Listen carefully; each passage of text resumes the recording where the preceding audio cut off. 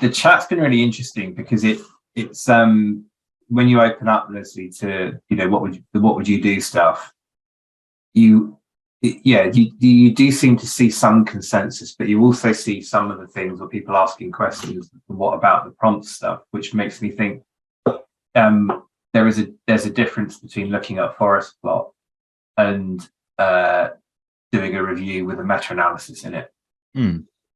And I think a lot of the issues that you've covered in the talk, for me, really emphasised. I mean, you've obviously got your key messages, and the one in red, I think, is probably the most revolutionary one. Certainly, as a practice, it's something that is really common.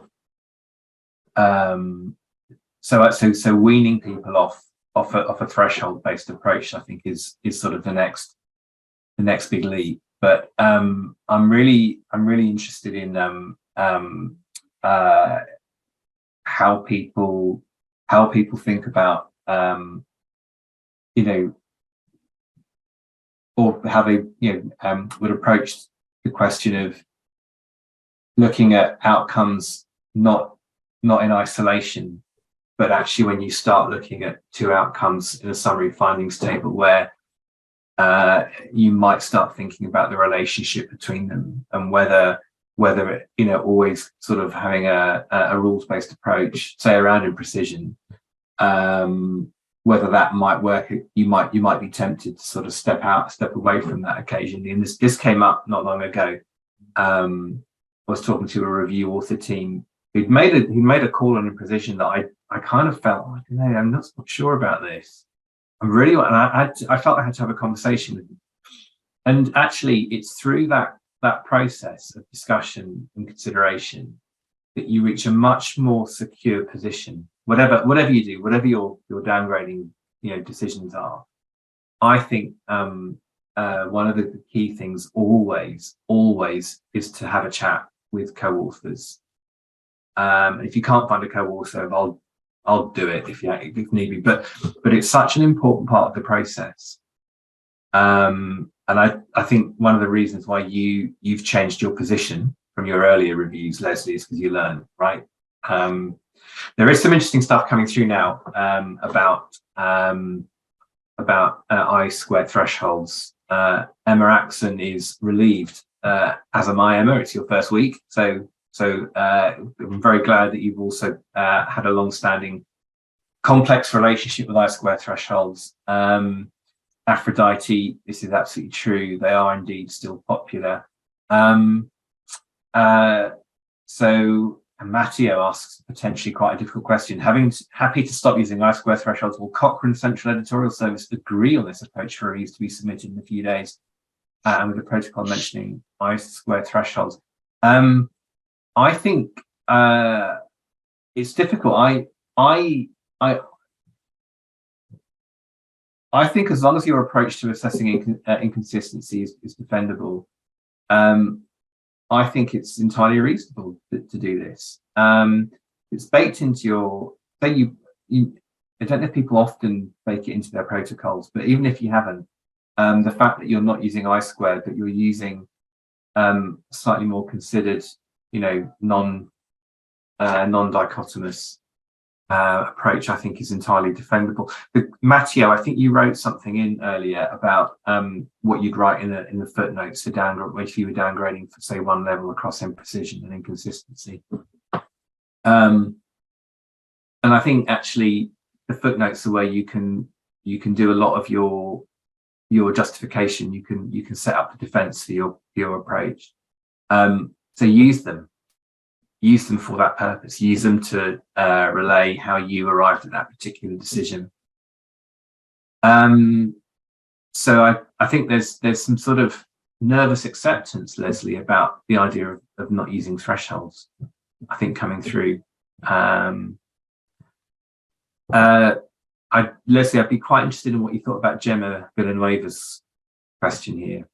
What's the comment, right? I find I-square thresholds, they may be useful as guidance, but this does not mean we should just look at the I-square. Yeah, I think what I mean by having thresholds in general is and it's slightly unfair on on the grade handbook on this to make my own point, but obviously they do say it is subjective. So I would step back from having fixed thresholds such as these, but certainly, at the end of the day, it's a scale from 0 to 100. So obviously, if you have something like 80%, then that's still quite informative, and you should take that into account. But yeah, it's more the holistic look of just not relying that as one sole reason to downgrade, which is what you quite rightly say, Gemma. Which is my main issue with this, because I do see that a lot, and even as I said in my own reviews, just saying downgraded by 1 for inconsistency because I squared is high. It's not enough. And yeah, I see that with sort of this sample that I squared is very high here, but actually, if you were just looking at the I squared itself, you're probably downgrade by 2, because that's virtually 100%. So it's a really interesting example. I can't help but notice, Leslie, you've picked out the sort of examples which you probably get quite a lot of consensus on. They're quite striking, all the examples. The truth is, in many reviews, it's always a bit more marginal than that, isn't it? Yeah. So what advice do you think we should be giving to people who have smaller studies than the ones that you've got, particularly on the inconsistency? What advice do you think we should be giving authors? So I think when you've got small studies and also very few studies in your meta-analysis, so let's say you only had 3, then I would definitely stick to the rule initially of actually I've got maybe a good example of this from one of my own reviews. So I will share that. This is sorry, another BedNet review, another malaria review on having a combination of 2 sort of first line interventions for killing malarious mosquitoes versus just having bed nets themselves. So it's bed nets and spraying insecticide on walls, which is IRS plus nets, versus nets themselves. And you can sort of see from this that first of all, you've got fairly wide confidence intervals. There's not that many trials. The trials themselves only reported an adjusted effect size, and we couldn't get the numerators and denominators for all of them. So we don't have the number of events. And part of the reason why we took the adjusted effect size is because these are all clustered trials anyway. So we didn't want to take the raw numbers and do our own adjustments on them. So you're kind of going in a bit blind because you're not sure how powered these studies are. Most of them are floating around the point of no return, apart from this one, Shackle 2021, which finds a clear effect. This has led to quite high inconsistency if we were just looking at the I-squared itself. And if you attempt to draw a straight line between the confidence intervals, they don't necessarily overlap. But again, like I said, most of them are floating around the point of no effect, with one of them with the worst case scenario just touching. So we decided to, this was almost what Paul Garner would used to call like a half, if you could deduct half points in grade, which obviously you can't. You would deduct a half point each for imprecision and for inconsistency. I mean, we ended up downgraded for both by one because, I mean, and one of the reasons for that was because these were trials done all over the place in sub-Saharan Africa, so they weren't necessarily located to one area. But at the end of the day, there's only 4 of them, and if you've got 4 that are reporting quite inconsistent effects, then you're not really sure what the conclusions are from that. So I think we ended up saying low with May. Low with that it may reduce malaria incidence compared to nets alone.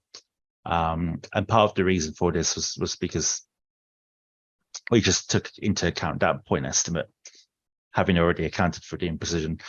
But we spent ages debating on whether to call this little or no difference, or whether to call it may reduce. And I think, again, that's one of the important things to consider when you're making your conclusions with grade. And I see this with authors sometimes, and as I said, is a debate that I have with my own reviews. It's quite hard, and it's very hard as well as a scientist by background to completely ignore the confidence intervals around the effect size when you're making conclusions. But take into account that you've sort of already accounted for these confidence intervals because you're looking at imprecision as well of your grade domains. So making the summary sort of summary statement should take that into account as well. And of course, this also goes back to what you define as something that's clinically important if you were just looking at the point estimate itself. The grade wording and the point estimate, I think that's a different webinar. That's one for a future one. I don't propose we get too much into that. We've only got 10 minutes left, and there's a couple of really interesting comments that have come in, which I wouldn't mind airing. One of which actually I might go to Sophia or Aphrodite. So Lilia was asking about whether the I-square works differently depending on whether you have log rates or 2x2 data. Sophia, if I unmute you, would you be able to answer that question for us?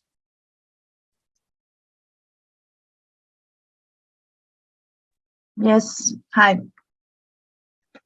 So I think when we conduct the meta-analysis, we use for both binary or continuous data, we should use the logarithmic scale. So I think that there would not be a difference, if I understand correctly the question. Okay. So the effect sizes would be reported using the log scale. Okay. So the I-square is calculated in the same way, irrespective of what the type of data. Okay. Thank you for clarifying that. Now I'm going to jump back to a question that Martin Rinkson asked, and Leslie, this is I think a really interesting one about outliers and inconsistency. So having said we're disregarding I-squares, we now have to think about whether outliers matter and how we might check for that. So if we have an outlying study in the meta-analysis, but which has little weight, so it doesn't contribute much information to the overall effect estimate, but we don't have a reasonable explanation for why it's an outlying result, should we downgrade? Or at least where would the line be for you to consider downgrading? I think if it had little weight in the overall meta-analysis, I would be tempted not to downgrade for that because presumably it would be quite a small and spurious study. I would certainly reflect it in your main text. And that's not just for the specific example, but for any outliers, that it should definitely be explored in your discussion session. Yeah, I don't think I'm necessarily a straight answer to that though. I mean, one of the things I always think about is if it's sort of doing no harm, put it that way, how much attention do you think it merits? I mean, I think, broadly, if it contributes little weight, but the sort of the bulk of the evidence is lining up somewhere else. And I think you're right, Leslie, that there are going to be times when you might want to think about, why is that an outlier? And there might be times when you actually think, the weight of the analysis is sort of, it's anchored somewhere else. I don't need to worry about this, and you could probably disregard it. It's sort of, I think it comes down to often it's a question of where you're. I think the nice thing you presented was the eyeball test. Where are your eyes going there, or are they going to where everyone else is? If everyone else is having a party somewhere else, close to one, and that result is kind of out there, maybe you might want to think about what's going on with that study that's not going on with the others.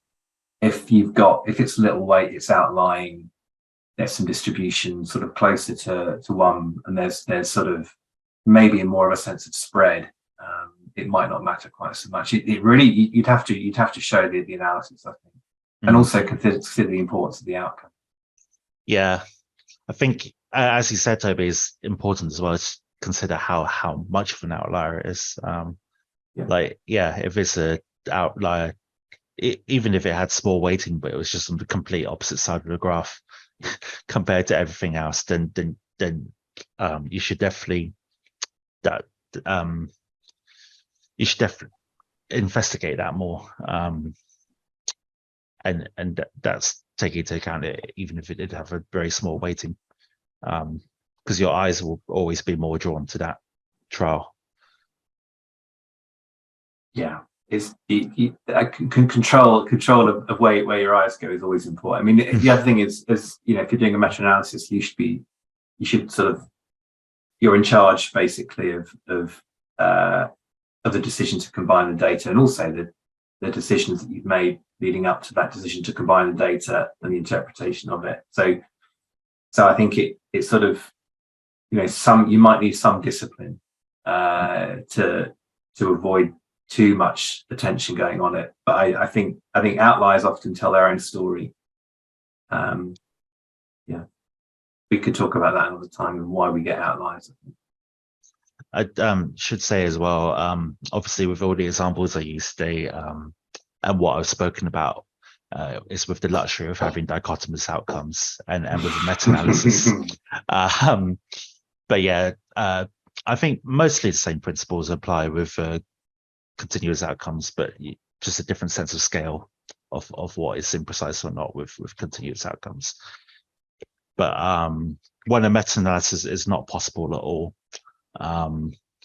judging imprecision is always incredibly difficult with that, because there's obviously reasons why you can't pull, and hopefully that should inform your inconsistency at least. I think for imprecision, again, I don't have a hard answer for how you really assess that with narrative outcomes, and I think the guidance on that in the past hasn't been too straightforward as well. A lot of this, I genuinely think, comes down to getting a good working relationship with them co-authors. And honestly, I mean that example I drew on earlier about meeting with an author team who'd arrived at a decision that I felt that was I needed to know a bit more about their reasoning. I felt it wasn't right, but actually I didn't agree with it. And that's a different thing. That's a different thing. And if someone's got a well-reasoned position, this is something I found quite helpful. I don't know how many of you on the call are actually editors rather than, you're coming as editors rather than authors. Maybe you're coming, as both. But certainly as an editor, when you're evaluating, which is what I spend more of my job doing these days than sort of writing reviews. I think as long as I can understand their decision and I can probably defend it, I don't necessarily have to agree 100% with it. I agree, and this is part of the reason why I like grades so much, is because it encourages that roundtable discussion. At least, hopefully, it should. And as said at the start of the talk, you should never be making the grade decisions yourselves. There should be something that, at minimum, involves at least another member of your author team. But definitely, your entire author team should have input on that. Yeah, I think consensus and scrutiny are reasonable things. That that debate is inevitable. I think discord isn't necessarily. But yeah, debate's fine. Disagreement's okay. Discord is harder, I think. So hopefully the difference between those two things, those three things are clear